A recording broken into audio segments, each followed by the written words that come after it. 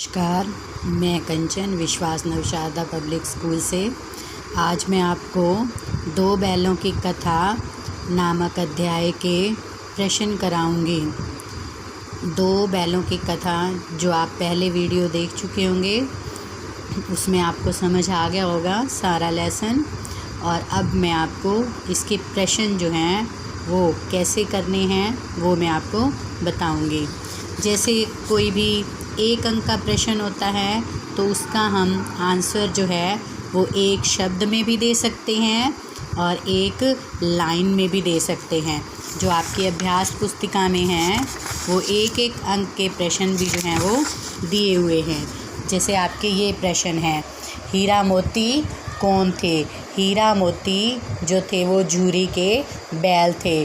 गया ने हीरा मोती को दोनों बार सूखा भूसा खाने के लिए क्यों दिया? क्योंकि वह उनसे प्रेम ही नहीं करता था और वह जूरी के बैल थे और बैलों ने उसको सताया भी बहुत था। तो एक हम अंक के लिए हम कोई भी एक बात लिख सकते हैं। अब जैसे बच्चे किसको देखकर खुश हुए थे?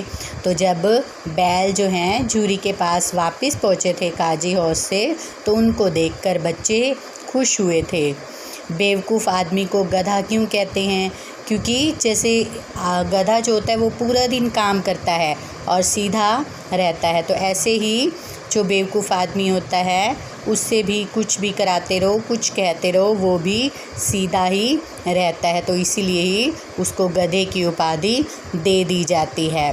भारतवासी क्या सीख लेते तो वे शायद सभ्य कहलाने लगते। भारतवासी जो है अगर ईंट का जवाब पत्थर से देना सीख जाएं, यानी कि कोई अगर उनको मतलब तंग करता है तो वो उसको वापस जो है जवाब देना सीख जाएं, तो जो है भारतवासी सभ्य बन जाएंगे। जूरी के बैल हीरा और मोती कैसे थे? आपने सभी ने लेसन में पढ़ा है वो कैसे थे। हीरा और मोती जो थे वो दोनों ही मेहनत करने वाले बैल थे और दोनों ही जूरी से अत्यधिक प्यार करते थे। वे अपने घर को भी छोड़कर नहीं जाना चाहते थे। गया के घर जाकर दिन भर के भूखे बैलों ने नाद में मुंह क्यों नहीं डाला? क्योंकि गया जो था वो बैलों पर अत्याचार कर रहा था। वह उनसे पूरे दिन जो है काम तो करवा रहा था, लेकिन उसने उसके जो बैलों की नाद थी उसके अंदर सूखा चारा, सूखा भूसा जो है वो डाला था और साथ में उनको स्नेह भी नहीं किया था। जूरी जो था वो उनको स्नेह करता था, प्यार करता था। जब वे काम करके आते थे तो उनकी पीठ पर हाथ फेरता था। तो ऐसा कुछ भी जो है गया ने नहीं किया था। और साथ में हम ये भी लिख सकते हैं कि अनजान, उनके लिए वो अनजान घर था, अनजान शहर था, अनजान ही लोग थे, तो वो वहाँ से जाना चाहते थे, अपने मालिक के पास आना चाहते थे। इसलिए भी उन्होंने मुंह में, नाद में मुंह नहीं डाला था, खाना जो है वो नहीं खाया था। फिर जैसे इसके बाद क्वेश्चन है कि अगली ही सुबह बैलों को वापस आया देखकर जूरी की क्या प्रतिक्रिया थी? जूरी ने दोनों बैलों को स्नेह किया, गले लगाया और फिर अपने नौकर से कहा कि इनको जो है चूरे के साथ, जो आटे का भूसा होता है उसके साथ इनको जो है खाना दे दो। जो तूड़ी वगैरह डाली जाती है, जैसे बैलों को भूसा डाला जाता है, वो आटा मिक्स करके दोनों को दे दो। दोनों बैलों को कब लगा कि यहाँ भी किसी सज्जन का वास है? कहाँ पर? जब वो गया के घर में थे और तब उनको लगा जब एक लड़की उनको एक रोटी खिलाने के लिए आती थी। भैरों की लड़की को बैलों से आत्मीयता सी क्यों हो गई थी? क्योंकि उसकी भी माँ मर गई थी। भैरों की लड़की की भी माँ मर गई थी, सौतेली माँ थी, वो उसको प्यार नहीं करती थी। और बैल जो है वो बाहर से आए थे, वो भी खाना जो है नहीं खा रहे थे और ऐसा उसको लग रहा था कि जैसे उनके साथ भी अत्याचार हो रहा है, तो इसलिए उनको उससे आत्मीयता हो गई थी। फिर उसके बाद है गराव खोल दिए जाने पर भी हीरा मोती क्यों नहीं भागे। ये गराव क्या होता है, जो बैलों की रस्सी जो गले में बांधी हुई होती है और फिर उसको खूंटे पर बांध दिया जाता है, वो होता है गराव। लड़की ने वो गराव खोल दिया था, लेकिन वो नहीं चाहते थे कि उस लड़की पर कोई आँच आए, क्योंकि लड़की की जो माँ थी, सौतेली माँ, वो उसे बहुत मारती थी। तो उनको ऐसा लगा कि अगर उनकी माँ को पता चल गया कि बैलों को लड़की ने खोला है तो वो उसको मार ही डालेगी। रस्सी टूटने पर भी काजी होश से मोती क्यों नहीं भागा, क्योंकि वह हीरा को छोड़कर वहाँ नहीं जाना चाहता था। क्योंकि हीरा की मोटी रस्सी थी, वह टूटी नहीं थी, इसीलिए वह हीरा को अकेला छोड़कर वहाँ से नहीं जाना चाहता था। नीलामी में हीरा और मोती को किसने खरीदा था। नीलामी में हीरा और मोती को जो है एक दड़ियल व्यक्ति ने खरीदा था, जो कसाई था। उसके बाद है छोटी फिर इसके बाद जैसे 2 अंक वाले क्वेश्चन आ जाते हैं। जैसे ये तो 1 अंक वाले थे, तो 2 अंक वाले जो क्वेश्चन होते हैं उनके अंदर हम 2 पॉइंट बना करके भी लिख सकते हैं, ठीक है। जैसे अब इसमें है जानवरों में सबसे मूर्ख किसे समझा जाता है और क्यों। अब देखो इसमें जैसे 2 अंक का पूछा गया है तो क्वेश्चन भी 2 हैं। पहले तो पहला क्वेश्चन बन रहा है कि जानवरों में सबसे मूर्ख किसे समझा जाता है। हमें पता ही है, हमने लेसन के अंदर पढ़ा है, सबसे मूर्ख जो है वो गधे को समझा जाता है। क्यों समझा जाता है, क्योंकि वह दिन भर कार्य भी करता है, मालिक का कार्य भी करता है, और फिर भी दीनहीन होकर मालिक के मारे जाने पर भी वह वहीं का वहीं वैसे का वैसा ही खड़ा रहता है, किसी बात को नहीं समझता, वापस कोई भी उत्तर जो है वो नहीं देता, सींग नहीं चलाता जैसे गाय चलाती है, ठीक है। तो ऐसे कोई भी 2 पॉइंट आप लिख सकते हो। फिर उसके बाद है गाय और कुत्ता दोनों गधे से किस प्रकार भिन्न है या किस तरह से भिन्न है। पहले गाय जो है वो अपने बचाव के लिए सींग चलाती है, कुत्ता वफादार होता है, लेकिन अगर कोई उसको लाठी वगैरह दिखाए तो वो भी भौंकता है, ठीक है। तो और लेकिन गधा जो है उसको चाहे मारा जाता है, चाहे उससे काम लिया जाता है, लेकिन वो कोई भी प्रतिक्रिया नहीं दिखाता। इसलिए गाय और कुत्ते को उनसे भिन्न जो है वो बताया गया है। फिर उसके बाद है निरापद सहिष्णुता का अर्थ क्या है। निरापद सहिष्णुता का अर्थ है कि अत्यधिक सहनशील होना, यानी कि चाहे कैसी भी कोई भी प्रतिक्रिया हो जाए। जैसे हम यहाँ पर गधे का उदाहरण भी ले सकते हैं कि गधे पर भी कैसी भी प्रतिक्रिया हो जाती है तो वो जवाब नहीं देता, अपने सींग, गधे के सींग होते भी नहीं और वो चलाता भी नहीं है, तो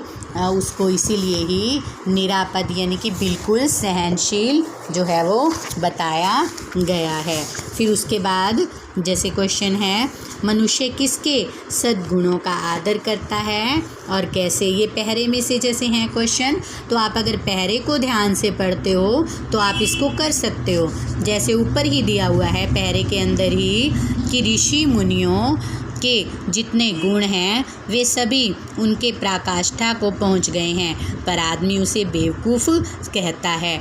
अब जैसे ऋषि मुनि जितना तप यज्ञ आदि करते हैं तो वो सहनशील बन जाते हैं और उनके अंदर गुण जो हैं वो भरपूर हो जाते हैं, लेकिन जो आम मनुष्य होता है वो उनके गुणों का जो है वो अनादर भी कर देता है, ठीक है। जैसे अब मतलब कोई भी जो सन्यासी होगा तो जो काम वो स्वयं पहले नहीं कर सकता होगा तो वो दूसरे से भी नहीं कराएगा। तो यानी कि उसके अंदर ऐसे भाव आ जाते हैं, वो किसी का अनादर नहीं करते, लेकिन उन्हीं के ही सद्गुणों का जो है वो अनादर कर दिया जाता है।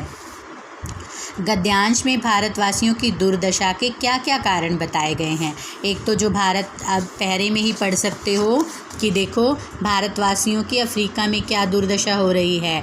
देखो जैसे इसमें बताया गया है कि 4 पैसे कुछ समय के लिए बचा कर रखते हैं, पहला पॉइंट तो ये है, ठीक है। फिर जैसे जो तोड़कर अपने जी को तोड़कर, यानी कि बहुत मेहनत करके वो कार्यों को करते हैं और किसी से भी लड़ाई झगड़ा नहीं करते, ठीक है।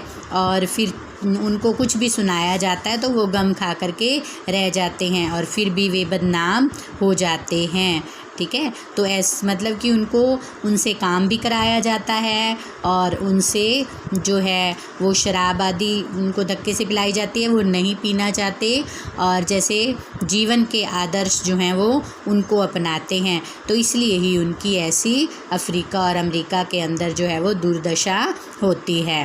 गद्यांश के अनुसार ईंट का जवाब पत्थर से देने पर क्या परिणाम होता है। यदि मनुष्य ईंट का, इसमें दिया भी हुआ है, अगर वे भी ईंट का जवाब पत्थर से देना सीख जाते तो शायद सभ्य कहलाने लगते। तो इसमें साफ साफ ही दिया हुआ है कि यदि इस गद्यांश के अनुसार मानव जो है वो ईंट का जवाब पत्थर से देना, यानी कि जैसे कोई उसको सताता है तो वो वापस उसको वैसे ही प्रतिक्रिया दिखाना शुरू कर दे तो वो सभ्य कहलाने लगता है। तो ऐसे ही ये पैरे दिए हुए हैं, पैरों के अंदर से आप अच्छे से अगर पैरों को पढ़ोगे तो आपको ये क्वेश्चन बड़ी आसानी से आपके ये क्वेश्चन हो जाएंगे। ये मैंने आपको करा ही दिए। फिर उसके बाद जैसे छोटी बच्ची को बैलों के प्रति प्रेम क्यों उमड़ आया था, ये मैंने छोटे प्रश्नों में भी करवा दिया। क्या आपको लगता है कि ये कहानी आज़ादी की लड़ाई की ओर संकेत करती है। हाँ, ये कहानी आज़ादी की लड़ाई की ओर ही संकेत करती है, क्योंकि जिस समय के दौरान इस कहानी को लिखा गया उस समय हमारा देश जो था वो स्वतंत्र नहीं था। उस समय प्रेमचंद जो लेखक हैं वो आज़ादी की लड़ाई में भाग भी लेना चाहते थे और अपने देश को आज़ाद भी कराना चाहते थे। तो उस समय लोगों के अंदर कैसे भावनाओं को भरा जाए, आज़ादी की भावना को कैसे भरा जाए, तो उस समय वो लेख लिख करके लेखक जो है अपनी कलम से जो है आज़ादी की लड़ाई लड़ रहा था। उस समय कभी पशुओं का सहारा लेकर, कभी मानवों का सहारा लेकर वो ऐसे लेख लिखता था कि जिससे मानव जो है वो जागृत हो और आज़ाद हो जाए। अब काजी होश में किन्हें बंद किया जाता था, जानवरों को बंद किया जाता था और उनके साथ कैसा व्यवहार किया जाता था, उनके साथ बहुत बुरा व्यवहार किया जाता था। उन्हें खाने के लिए खाना नहीं दिया जाता था और जैसे एक समय उनको सिर्फ पानी ही दिखा दिया जाता था और वहाँ जो जितने भी जानवर बन थे वो बिल्कुल ऐसे पड़े हुए थे बेसुध, जैसे वो मरे पड़े हों। दड़ियल ने जब बैलों के कुल्लों में उंगली से गोदा तो उन्होंने अपने अंतर्ज्ञान से क्या ज्ञान लिया। जैसे दड़ियल व्यक्ति जो था, जब उसने उसके मांस को टटोला, जब पीछे जैसे देखा उनको, तो उसको यह पता चल गया कि पहले कभी जो ये बैल हैं बहुत कामगार और इन्होंने बहुत अच्छा खाना जो है वो खाया है। इनके अंदर की जो शक्ति है वो अभी भी जागृत है और अगर मैं इनको अच्छा खाना दूंगा तो ये वैसे ही इनके अंदर वैसे ही दोबारा से जान आ जाएगी, यानी ये वैसे दोबारा से हष्ट पुष्ट जो हैं वो हो जाएंगे। फिर उसके बाद है मोती के इस कार्य का वर्णन कीजिए जिसके बदले वह आशीर्वाद पाने की अपेक्षा कर रहा था। मोती जो है, हीरा और मोती हमेशा ही जैसे इकट्ठे रहते थे और मोती जो है जब दड़ियल व्यक्ति ने उनको पकड़ ले लिया था, काजी हौस से ख़रीद लिया था, तब जब रास्ते में उनको पता चला कि यही राह उनके घर को भी जाती है तो उन्होंने वापस जो है अपने घर की तरफ पगहे तुड़ाकर, यानी कि रस्सियाँ तुड़ाकर अपने घर की तरफ वो दौड़ चले, झूरी के घर की तरफ वो दौड़ चले। और दड़ियल व्यक्ति जब उनको पकड़ने लगा तो मोती ने उसको मार भगाया, उसके पीछे गांव के बाहर तक गया और वो गालियाँ निकालता रहा और मोती उसको जो है खदेड़ता रहा, बाहर भगाता रहा और अंत में जो दड़ियल व्यक्ति था वो भाग गया। तो इस समय के दौरान मोती जो है वो कहता है कि इस कार्य के लिए उसको आशीर्वाद जो है वो मिलना चाहिए। हीरा मोती जब दड़ियल के साथ जा रहे थे तो हार के में चरते अन्य जानवरों को देखकर उनकी क्या प्रतिक्रिया हुई। तो जब वे देख रहे थे तो उनको ये लग रहा था कि हम देखो कैसे बंदी बने हुए हैं और ये कैसे स्वतंत्र जो है चर रहे हैं।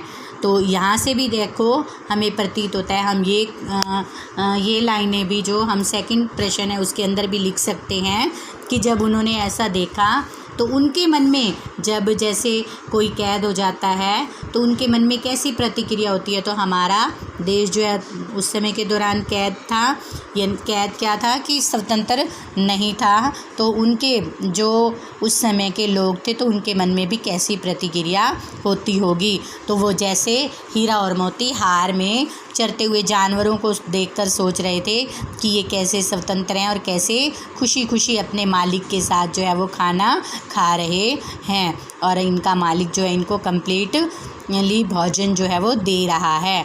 बैलों को जूरी के पास वापस आए देखकर बच्चों ने अपनी खुशी किस तरह व्यक्त की। जो बच्चे थे वो बैलों को देखकर अत्यधिक खुश हुए। कोई अपने घर से रोटी लेकर के आया, कोई अपने घर से जो है गुड़ लेकर के आया, कोई उनको रोटी खिला रहा था, कोई उनको गुड़ खिला रहा था। और सभी बच्चे जब वो नाद में चरने लगे, जब उनकी मालकिन ने आकर उनके जो माथे थे वो चूम लिए, तब सब बच्चे, जैसे मोती जो है उस दड़ियल व्यक्ति को भगा रहा था, तब भी बच्चे जो है वो तालियां बजा रहे थे और बैल भी बहुत खुश थे और उनको देखकर बच्चे भी जो थे वो बहुत खुश थे, अत्यधिक प्रसन्न जो है वो हो रहे थे। हीरा और मोती को वाणी की कमी क्यों अखर रही थी? क्यों अखर रही थी? क्योंकि वो देखो मूक भाषा में आपस में तो बातचीत कर सकते थे, लेकिन अगर उनके पास वाणी होती, अगर वे बोल पाते तो वे अपने मालिक को वे सारी घटनाएं जो हैं वो बता सकते थे और कह सकते थे कि हम गया के साथ क्यों नहीं जाना चाहते। हीरा मोती की आंखों में विद्रोह में स्नेह कब झलकता हुआ प्रतीत हुआ और क्यों? जब गया ने उनको मारा और तब भी उनकी आंखों में जो है विद्रोह की भावना पैदा हुई। और जब उन्होंने काजी हौस में जब उन्होंने काजी हौस के अंदर अन्य जानवरों को बंधे हुए देखा, तब भी उनके मन में यही प्रतिक्रिया हो रही थी, उनकी आंखों में विद्रोह था। और जब उनको दड़ियल व्यक्ति ने खरीद लिया था और फिर जब वो अपने घर जो है पहुंच गए, तब उनकी आंखों में वैसा विद्रोह नहीं था। गया और उसके घर वाले हीरा मोती को नियंत्रण में करने के लिए क्या योजना बना रहे थे? वे अलग अलग योजनाएं बनाते थे, जैसे उनको चारे की कमी दे देना, और फिर वो क्या योजना बना रहे थे कि हम इनको पूरा दिन ही बैलों को हल में जो है वो जोते रखेंगे और फिर ये इनको मोटी रस्सियों से बांध दिया जाएगा। इस तरह से ये हमारे नियंत्रण में रहेंगे। बालिका ने बैलों को भगाने में किस तरह मदद की? बालिका को बैलों के साथ आत्मीयता थी, हम पहले पढ़ ही चुके हैं। तो फिर उसने क्या किया, जैसे ही वो खाना देने के लिए गई तो उसने बैलों की आँखों में जो है एक स्नेह देखा और उसने बैलों के जो रस्से बंधे हुए थे उनको खोल दिया, क्योंकि वो रस्सों को चबा रहे थे ताकि वो रस्से जो हैं घिस जाएं और वो तुड़वा सकें। तो जैसे ही उसने चबाते हुए देखा तो वह समझ गई और उसने उन रस्सों को खोल दिया और उनको भगा दिया। हीरा तथा मोती के धैर्य की परस्पर तुलना कीजिए। हीरा और मोती दोनों ही बैल जो थे वो धैर्यवान तो थे, लेकिन मोती जो है वो जल्दी क्रोधित हो जाता था और हीरा उतनी जल्दी क्रोधित नहीं होता था।